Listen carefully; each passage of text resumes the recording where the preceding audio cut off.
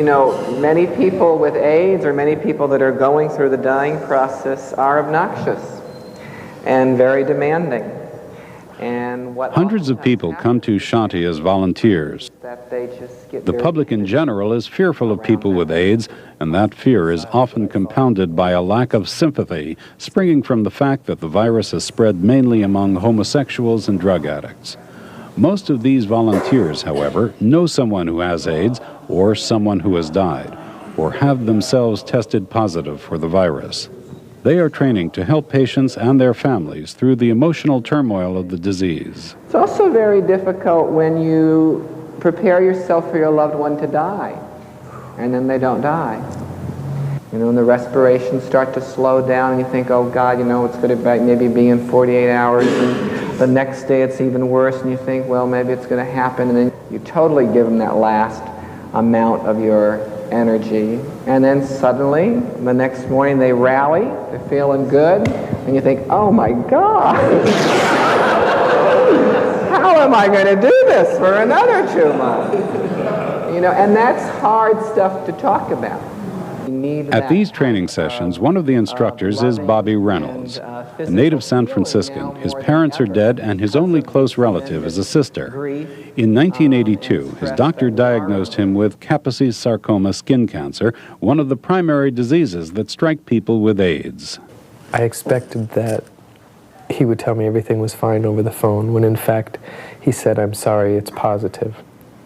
So I went into shock. Living with AIDS these past 4 years has been an incredible experience. I treasure the lessons that I have learned. Today, Bobby Reynolds is a rarity. The life expectancy of a person with AIDS is about 18 months. But chemotherapy successfully controlled his cancer. He has become a prominent advocate of the rights of people with AIDS, all the while mindful that, with his immune system damaged by the virus, his body is defenseless against any disease that may come along. What is right now is that I'm doing pretty good. And what's possible is a lot. You know, there's a lot possible. So. When I was first diagnosed, people gave me, you wouldn't believe some of the stuff, coffee enemas.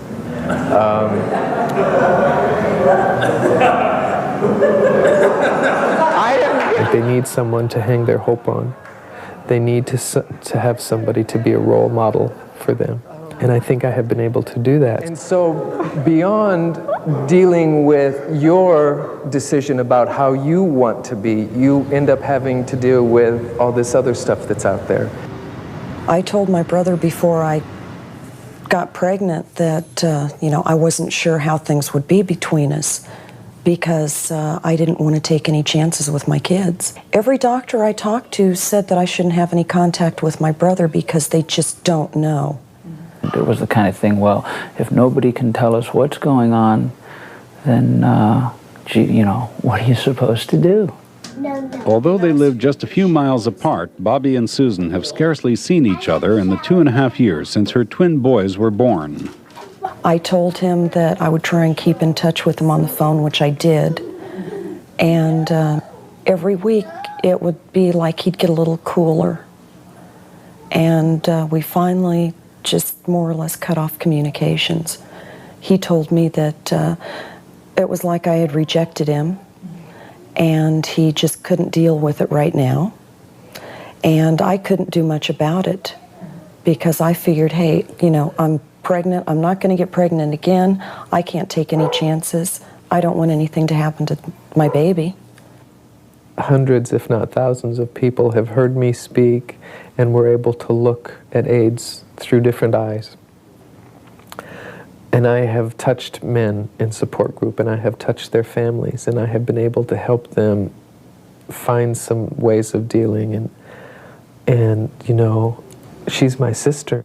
He'd like Sue to be able to just jump and go, but with 3 kids and Rod, I can't. It's just not possible. I mean, it's family first, and unfortunately it's family too, but it's immediate family, and then it's the rest of the family.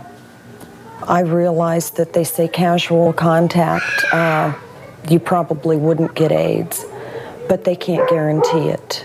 You know, as much as my mind says, hey, it's okay, my heart says, well, it may be okay, but I still don't know.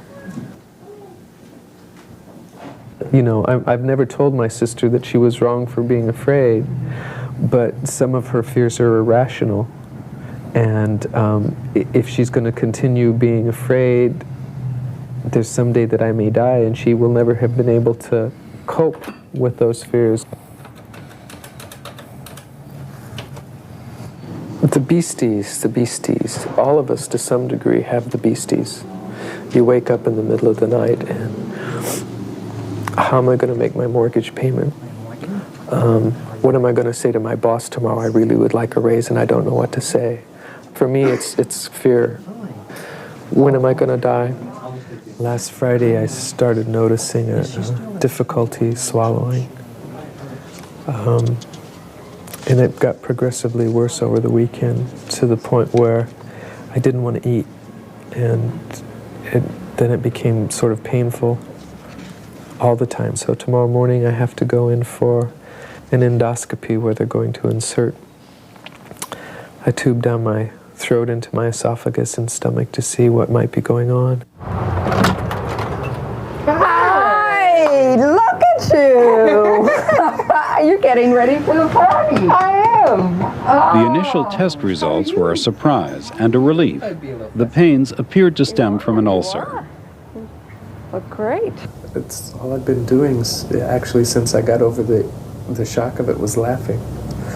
And when I call people to tell them that all the test results were negative and that they're treating me for an ulcer, they all say, "Oh, great, it's only an ulcer." So... Dr. Mahalka was running further tests on Bobby Reynolds. His ulcers were not as benign as they appeared. Well, actually, it did turn out to be herpes. We got a culture report back yesterday and started him on anti-herpes medicine in an oral form. It can be serious and it can spread to other areas, but the main part of this is it's associated usually with an incredible amount of pain, and people are not able sometimes to even swallow their own saliva. So here it is now, like a week and a half after that started, and I'm feeling pretty good. But I'm still having fevers at night, and I'm starting to have night sweats. Until last year, Bobby counted on his lover Mark to see him through the bouts of sickness and the fear of dying from AIDS. They had been together for 8 years, but Mark died last fall. Mark. He had his good points and bad points, as we all do. He was a little arrogant. He was very strong-willed about certain things. But we had fun. When Bobby was diagnosed in 1982, Mark was apparently healthy. But in April of '85, he too was diagnosed, struck by cancer and a debilitating paralysis. The disease progressed quickly in Mark. And I truthfully admit that I miss being able to go to restaurants and go to a movie. I mean, I'm just not mobile enough to do that, and those things are still important. I want to work. You know, I want to go in my kitchen and cook. I want to be able to help him work in the backyard. And when I tried to prepare myself as much as possible because I knew his death was inevitable, but you really can't. He went into respiratory failure, and he had done that twice before, so I called just automatically for the ambulance, the paramedics, but he was gone. He was the most important person in my life for a long time. And I think that says it all for anybody. No matter what your sexual preference is, you have somebody in your life that's the most important person. And that's who he was, is.